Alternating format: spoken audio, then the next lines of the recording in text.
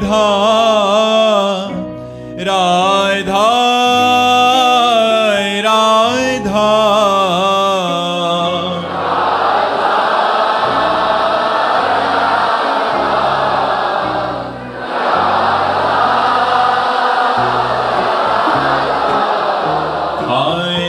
राधा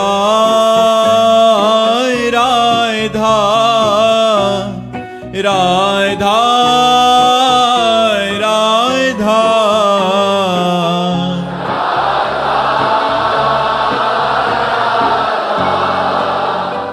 राधा राधा श्री राधा वल्लभ लाल की समस्त संत हरि भक्तन की श्री वृंदावन धाम की सतगुरुदेव भगवान की। नितिन शर्मा जी बेंगलोर से। राधे राधे महाराज जी। महाराज जी, जैसे कि हमने संतों की वाणी में सुना है कि परब्रह्म परमात्मा श्री कृष्ण और हम में कोई भेद नहीं है, हम परमात्मा के ही अंश हैं और वो हमारे अंश हैं। और यार सुनो, कहने सुनने समझने की थोड़ा अंतराय है। एक चम्मच गंगाजल क्या बोला जाएगा? गंगाजल। और एक टैंकर गंगाजल क्या बोला जाएगा? गंगाजल। और गंगा की धारा के जल को क्या बोला जाएगा? अंतर समझ रहे हो ना?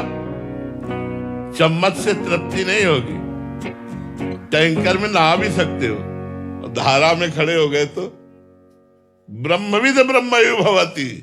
जब ब्रह्म को जान जाओगे, ब्रह्म में तन्मय हो जाओगे, तब ब्रह्म स्वरूप हो। अभी तो जीव हो, अभी तो देहाभिमानी हो। श्री कृष्ण के समान उन्होंने गिरिराज उठाया, तुम 5 किलो का बाट उठा के दिखाओ 7 दिन तक। हमारे श्री कृष्ण ने 7 दिन 7 रात्रि गिरिराज महाराज को 7 वर्ष की अवस्था में ऐसे धारण किया। हम कह रहे 5 मिनट तुम जो है 7 किलो का वो लेकर के ऐसे खड़े होने की चेष्टा करने में हमें परिश्रम लगने लगेगा, हमें परेशानी लगने लगेगी। 7 दिन 7 रात्रि। कालिया दह के विष का इतना प्रभाव था कि ऊपर से चिड़िया उड़ जाए तो नीचे गिर के मर जाए, और उसमें महाराज कूद गए। कालिया नाग से लिपट कर उसके काटने पर भी छलांग लगाई, उसके फणों पर नृत्य किया। उसके तो 105 फण थे और वो सिद्ध कालिया था, कोई भी रूप धारण कर सकता है। ऐसा नाग भगवान को डसा और भगवान के ऊपर कोई प्रभाव नहीं पड़ा। अच्छा, और मुंजा टवी में आग लगी, भगवान अपने मुंह से पी गए। श्री कृष्ण के समान तो सिर्फ श्री कृष्ण है। हाँ, जैसे गंदा नाला ही है, लेकिन जब वो गंगा जी में गिर जाता है तो सुरसरी भय पावन कैसे, ईस अनीस ही अंतर जैसे। अब वो गंदा नाला नहीं रहा, अब वो गंगा की धारा में मिलने के कारण गंगा के समान पवित्र हो गया। तो सोई जाने जे देह जनाई, जानत तुम्हें हो जाए। भगवान के समान तो सिर्फ भगवान है। हम भगवान में तन्मय होकर भगवान को प्राप्त कर सकते हैं। जो भगवान को प्राप्त हो गया वो भगवान के समान हो गया। लेकिन क्या आज तक कोई ऐसा ऋषि मुनि है जो भगवान की समानता कर सके? जो भगवान ने लीला की उसकी समानता कोई कर सके, ऐसा कोई नहीं है। भगवान अनंत रूप धारण करके गोपियों के साथ रास किए। कैसी कैसी भगवान की मधुर लीलाएं, ईश्वरमय लीलाएं, कैसी चकित करने वाली लीलाएं। 23 अक्षोणी सेना लेकर के जरासंध, जिसको 20,000 राजाओं को बंदी बना करके भैरव यज्ञ के लिए रखा था, जिसे कोई परास्त नहीं कर सकता। 23 अक्षोणी सेना लेकर 17 बार मथुरा में आक्रमण किया। ठाकुर जी ने काट काट के सबको फेंक दिया, उसको छोड़ देते थे कि और लाएगा। ठाकुर जी की बराबरी केवल ठाकुर जी कर सकते, दूसरा नहीं कर सकता। हाँ, ज्ञान के द्वारा। अब जैसे एक चम्मच पानी है, अब वो गंगाजल में छोड़ दिया गया, अब क्या कहोगे उसे? पानी थोड़ी कहोगे। अब गंगा जल कहोगे। तो ये जो जीव है देहाभिमानी, ये भगवान का भजन करके जब भगवान में तन्मय हो जाता है, तो जैसे अभी कहा गया, मोरे मन प्रभु विश्वासा राम ते अधिक राम कर दासा। ये भाव का विषय ना क्यों सामर्थ्यशाली हो गया भगवान से अधिक। भगवान से अधिक सामर्थ्यशाली कोई नहीं है। भगवान जैसे तो सिर्फ भगवान है, उनमें तन्मय होकर देखो। भगवान है समुद्र, हम है तरंग।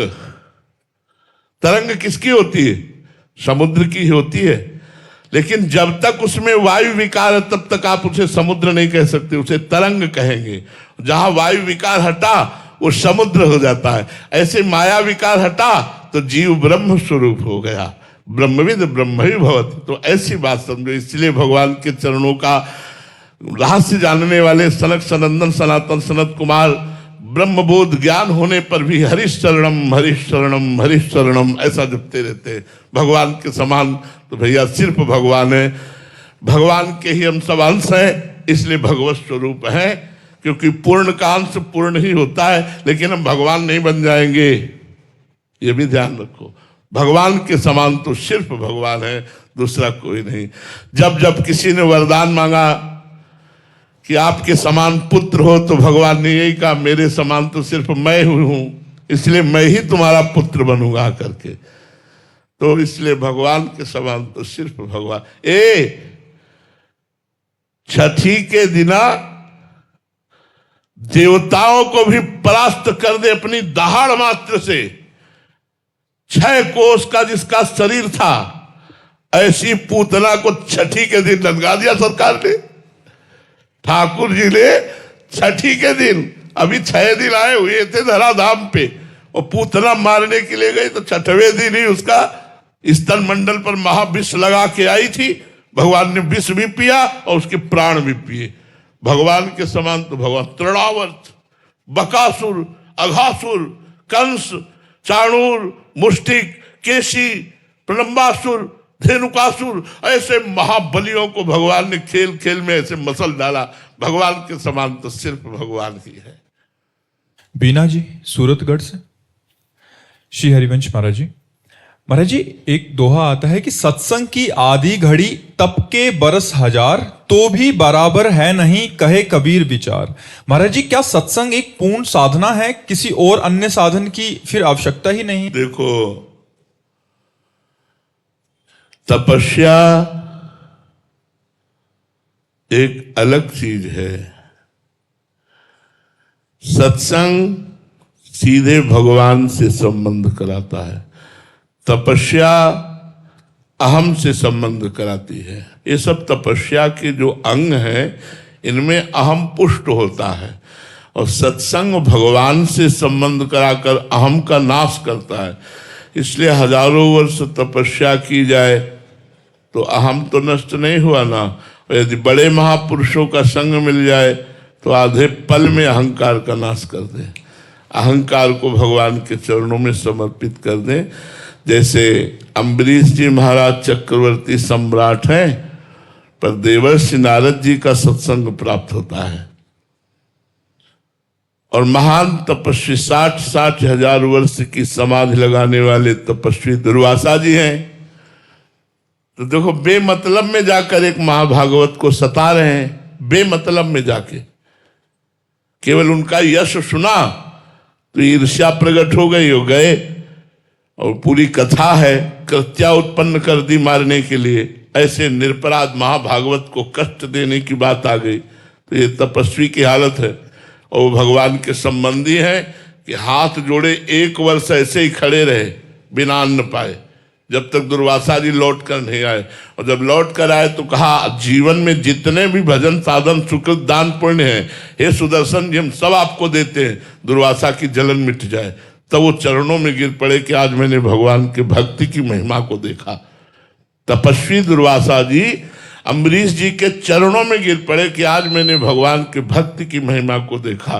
तो भगवान की भक्ति स्वतंत्र सकल सुख खानी, और बिनु सत्संग न पावे प्राणी। तो सत्संग से भक्ति की प्राप्ति होती है। भक्ति भगवान को अधीन कर लेती है। भक्तिवश्य भगवान, भगवान भक्ति के वशीभूत है। भगवान भक्ताधीन मना पूज्यो, भक्त के अधीन है। तपस्वी कोई भगवान को आज तक अधीन नहीं कर पाया, लेकिन भक्तों के अधीन। भक्तन पाछे यो फिरे जो बछड़ा संग गाय। जैसे बछड़ा को आगे लेके चलो तो गाय रमाती हुई आए, ऐसे जहां भक्त जाता है उसके पीछे पीछे भगवान। यहां तक कि जहां मेरा भक्त चरण रखे वहां रखूं मैं हाथ, पीछे पीछे मैं फिरूं कभी न छाड़ू साथ। यहां तक कि भक्तों की चरण रज लेने की भगवान आकांक्षा करते हैं।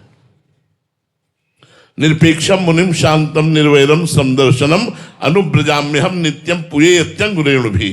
जो निरपेक्ष है, मुनि है, शांत है, निर्वैर है, समदर्शी है, ऐसे भक्त के पीछे पीछे भगवान डोलते हैं कि उनकी चरण रज हमारे ऊपर पड़ जाए।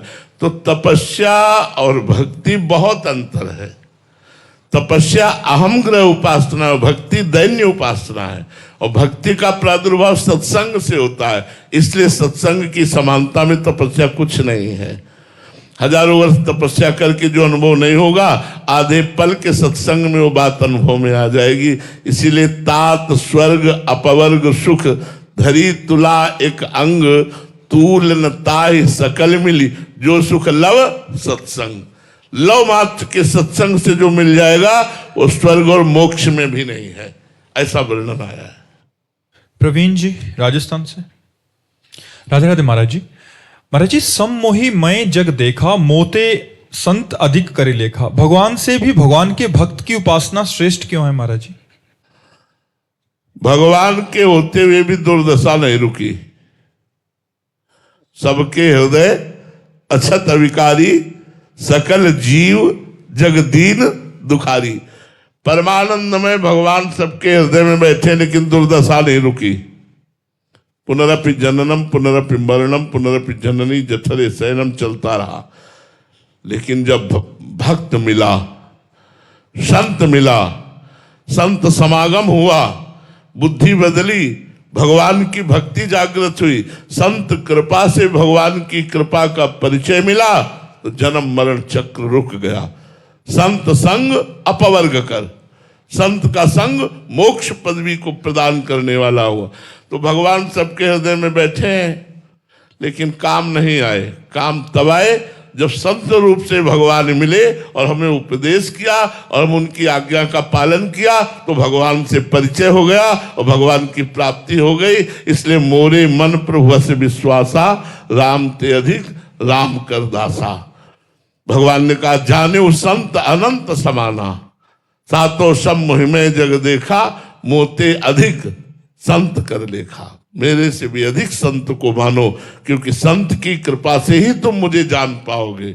आज तक किसी को कहीं भी भगवत प्राप्ति हुई है तो संत कृपा से ही हुई है। ऐसे तो 184 योनियों में भटक ही रहे, सबके हृदय में भगवान है, लेकिन जब संत समागम हुआ तो 84 का चक्र रुक गया और भगवान की भक्ति के द्वारा हम भगवत प्राप्त हो गए। इसलिए हम भगवान से भी बढ़कर गुरु को मानते हैं, भगवान से भी बढ़कर संतों को मानते हैं। ऐसा भगवान ने भी आदेश किया है। प्रियंका मिश्रा जी। राधे राधे गुरुदेव। महाराज जी, आपके सत्संग में एक बार सुना था कि एक बार एक पंडित जी कबीरदास जी महाराज जी को परास्त करने के उद्देश्य से उनके पास गया। उस समय कबीरदास जी महाराज जी ने उनसे प्रश्न किया कि पढ़कर समझे हो या समझकर पढ़े हो। महाराज जी, इस बात का अर्थ क्या है? कि अगर पढ़ के समझे होते तो भगवान का भजन करने लगते, क्योंकि शास्त्रों का सार है भगवान का भजन करना। और अगर समझ के पढ़े होते तो भगवान का भजन करने लगते। तो ना तुम समझ के पढ़े हो ना पढ़ के समझे हो, इसलिए अभी तुम्हारे अंदर वो भाव नहीं है। विद्वता का अहंकार लेकर के दूसरों को पराजित करते हुए डोल रहे हो, तो ना तुम पढ़ के समझे हो ना समझ के पढ़े हो। अगर पढ़ के समझ गए होते तो भगवान की शरण में होते, यदि समझ कर पढ़े होते तो शास्त्रों का सारे भगवान की भजन में या भगवान की वृत्ति में रहना या आत्मस्वरूप में स्थित होना। तो ना तुम समझ के पढ़े हो और ना पढ़ के समझे हो। कबीरदास जी ने यही बात समझाई उनको। अनिल जी। श्री हरिवंश महाराज जी। महाराज जी, हम अक्सर आपकी वाणी से सुनते हैं कि दुनिया में लाखों का मेला जुड़ा, हंसा जब जब उड़ा अकेला उड़ा। महाराज जी, हम संसारिक जन मेलों से कैसे हटे महाराज जी? वैराग्य और आध्यात्मिक नाम जप करो, नाम जप। नाम जप में सामर्थ्य है। जितना नाम जप करोगे तो संसार से वैराग्य, अपने स्वरूप का ज्ञान और भगवान से प्रेम तीनों बराबर होता चला जाएगा। लेकिन जैसे बहुत दिनों का भूखा आदमी हो और उसे एक कवल खाकर हटा दो तो भूख और प्रबल हो जाएगी, ऐसे बहुत जन्म से परमानंद में भगवान से बिछुड़े हुए हैं। तो अभी थोड़ा भजन हमें जलन प्रदान करता है, अधिक भजन करें तो यही भजन संसार से वैराग्य दिला देगा, भगवान से प्रेम हो जाएगा, अपने स्वरूप का ज्ञान हो जाएगा। हमें चिंता करने की जरूरत नहीं। राम नाम मणिदीप धरि, जीह देहरी द्वार, तुलसी भीतर, भीतर ज्ञान का प्रकाश और बाहर वैभव का प्रकाश, दोनों इन पर लोग सकल सुख पावत।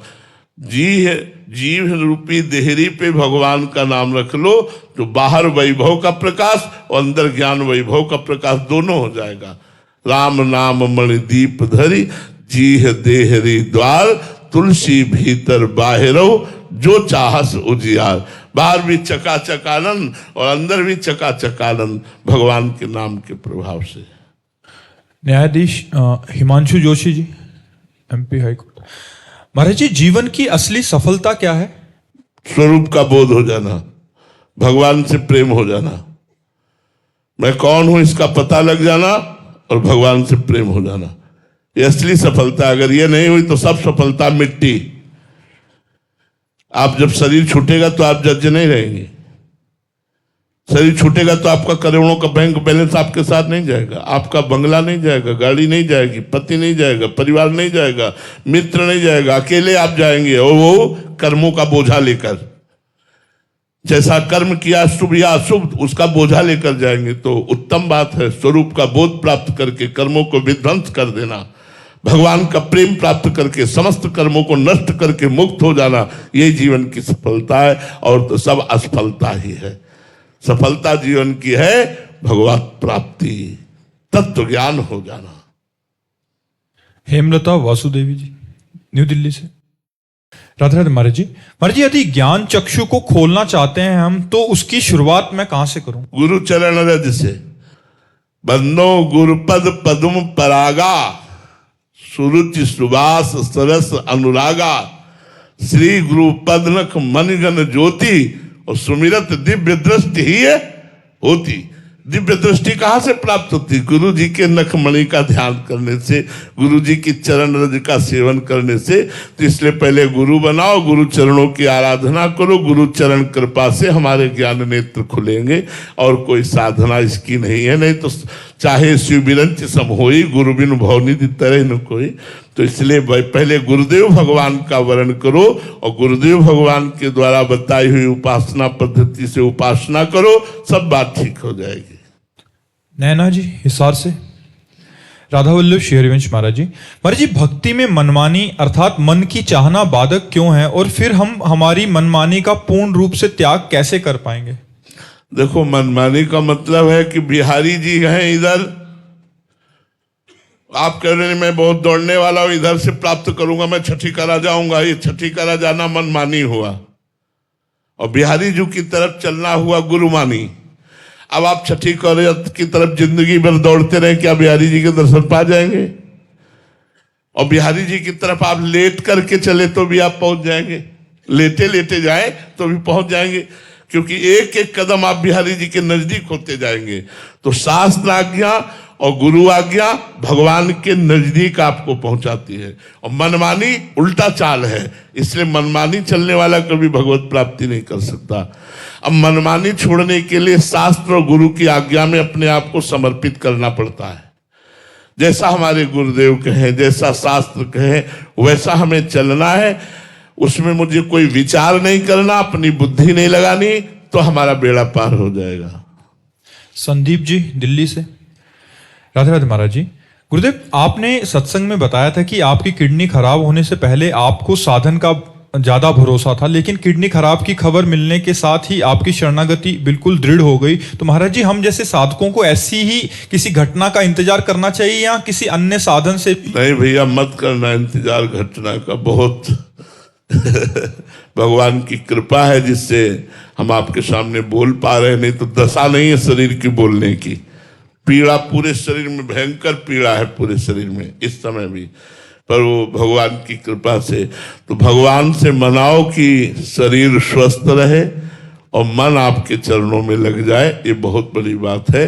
अस्वस्थ होने पर फिर प्रायः मन शरीर में ही लगा रहता है। जिनका मन लग चुका है भगवान में उनकी बात तो अलग है, पर जिनका मन नहीं लगा है पूर्ण रूप से, फिर वो शरीर में ही लगा रहता है। इसलिए विपत्ति की आशा तो मत करो यार, भगवान की शरणागति की जरूर आशा करो कि नाथ ऐसा विवेक दे दो, ऐसी बुद्धि दे दो जो आपकी शरण में आ जाए। सबको विपत्ति दे के ही थोड़ी शरण में भगवान लेते हैं। हाँ, अलग अलग प्रक्रिया है शरणागत की। कोई घटना, कोई विपत्ति दे के, तो किसी को ज्ञान दे के, विवेक दे के। सब सुख संपत्ति है वो भगवान की शरण में है, पूर्ण रूप से उसे भगवान विवेक दे देते हैं। तो विवेक से भी तो शरणागति होती है। तो विपत्ति की मांग ना करो, दे दे तो उनका प्रसाद। जब किडनी नहीं खराब थी, चूंकि बचपन से साधनाभ्यास में लगे, तो वही साधन का भाव था कि अगर हम 6 घंटे पद्मासन में बैठते हैं तो ये हमें भगवत प्राप्ति कराएगा। कृपा का भरोसा नहीं था, कृपा शब्द से हमारा परिचय नहीं था। इंद्रियों को रोको, मन को रोको, जितेंद्रिय रहो, ब्रह्मचर्य रहो, भूखे प्यासे रहो, गर्मी सर्दी सहो, भगवान का भजन करो, ऐसा था। लेकिन जब किडनी फेल हुई तो बैठने लायक नहीं। अब भरोसा टूट गया साधन का और साध्य का भरोसा हो गया कि प्रभु अब तो सिर्फ आपकी कृपा से मेरा मंगल हो सकता है, आपकी कृपा से आपसे मिलन हो सकता है। मेरे में कोई साधना करने की तो सामर्थ्य रह नहीं गई। नाथ, मैं आपकी शरण में हूँ। हृदय से शरणागति का प्रादुर्भाव हो गया। तो कभी कभी किसी घटना से शरणागति हो जाती है, कभी कभी विवेक से शरणागति होती है। इसलिए घटना मांगो मत, उनको देना हो तो दे देंगे, वो सामर्थ्य भी देंगे सहने की। वैसे विवेक से शरणागति बहुत सुंदर हो जाती है। नवीन सूरी जी, लखनऊ से। राधे राधे महाराज जी। महाराज जी, भगवान की कृपा और हमारे प्रयास में क्या संबंध है? दोनों में कौन प्रभावशाली है? दोनों। जैसे पंछी के दोनों पंख आकाश में उड़ने के लिए अत्यंत आवश्यक हैं, ऐसे हमारा पुरुषार्थ और भगवान की कृपा दोनों परमार्थ की ऊंचाई पर चढ़ने के लिए आवश्यक है। यदि हम पुरुषार्थ न करें, केवल कृपा कृपा, न नाम जप है, न कुछ भजन करें, न शास्त्र स्वाध्याय, न सत्संग, तो कुछ नहीं होने वाला। अगर साधना कर रहे हैं, अहंकार है, कृपा का आश्रय नहीं, तो कुछ नहीं होने वाला। इसलिए कृपा का आश्रय और डट कर साधना, डट कर पुरुषार्थ दोनों करने चाहिए, तो उससे अध्यात्म की प्राप्ति हो जाती है। दोनों का महत्व है। ऐसा नहीं है कि साधना का महत्व नहीं है, दोनों का महत्व है। आज शरीर अस्वस्थ होने पर भी हमारी साधना चल रही है। जय बजे उठना, तय बजे उठना, शौच स्नान करना, अपनी दिनचर्या करना, भगवान की कृपा से सब चल रहा है वैसे ही। हाँ, अब यह है कि बराबर हम काफी समय तक एक आसन में नहीं बैठ सकते। थोड़ी देर बैठे, 4 कदम टहले, फिर आके बैठ गए, फिर टहले, फिर बैठ गए। अपनी दिनचर्या चल रही है। तो हमारा पुरुषार्थ प्रबल होना चाहिए और भगवान की कृपा का दृढ़ भरोसा होना चाहिए। इन 2 बातों से भगवत प्राप्ति हो जाएगी। श्री राधा वल्लभ लाल की।